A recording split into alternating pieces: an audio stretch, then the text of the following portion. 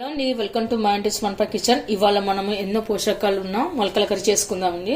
ఇది కర్రీ మాత్రమే కాదండి, సైడ్ డిష్ కి కూడా చాలా బాగుంటుంది. రైస్ లోకి, రోట్లోకి, చపాతీలోకి, పుల్కలోకి చాలా బాగుంటుంది. ఈ కర్రీ చేసుకోవడానికి మనకి ఎక్కువ ఆయిల్ పట్టదండి. జస్ట్ 1 టేబుల్ స్పూన్ ఆయిల్ వేసుకున్నాను. ఆ తర్వాత ఆవాలు, జీలకర్ర, మినపగుళ్ళు కూడా వేసుకోవాలి. ఆ తర్వాత సన్నగా కట్ చేసి పెట్టుకున్న ఆనియన్ ముక్కలు వేసుకోవాలి. కరివేపాకు, కచ్చా పచ్చా దంచి పెట్టుకున్న 2 వెల్లుల్లి రెబ్బలు, బఠానీ, క్యారెట్, పసుపు, సాల్ట్ ఒకసారి కలుపుకొని పెట్టుకోవాలి. తర్వాత కట్ చేసి పెట్టుకున్న టమాటోలు, ఆ తర్వాత ఇప్పుడు నానబెట్టిన పెసర మొలకలు వేసుకుందాము. తర్వాత అంతా ఒకసారి కలుపుకొని పెట్టుకోవాలి. ఇలాంతా కలుపుకొని పెట్టుకున్న తర్వాత రెడ్ చిల్లీ పౌడర్ వేసుకోవాలి.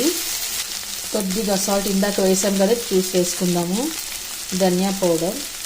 ఇప్పుడు అంతా ఒకసారి కలుపుకొని పెట్టుకోవాలి. మనం ఈ కర్రీ చేసుకోవడానికి ఎక్కువ టైం పడుతుంది, జస్ట్ 5 మినిట్స్ పడుతుంది అంతే. కర్రీ మాత్రం చాలా టేస్టీగా సూపర్గా బాగుంటుంది. అన్ని వయసుల వాళ్ళు ఇది తినవచ్చు.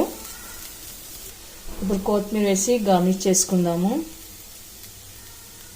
ఇప్పుడు మనం చివరన నిమ్మరసం వేసుకుందాము. ఇప్పుడు సర్వింగ్ బౌల్కి తీసుకుందాము. అండి, చూసారు ఈ కర్రీ రైస్లోకి, రోటీలోకి, చపాతీలోకి, పుల్కల్లోకి చాలా బాగుంటుందండి. ఒక రకంగా చెప్పాలంటే సైడ్ డిష్గా కూడా చాలా బాగుంటుంది. మరి మీరు కూడా ఒకసారి ట్రై చేయండి. మీకు ఎలా కుదిరిందో కామెంట్స్లో పెట్టండి, లైక్ చేయండి, షేర్ చేయండి. తప్పకుండా మన ఛానల్ని సబ్స్క్రైబ్ చేయండి. Thank you for watching.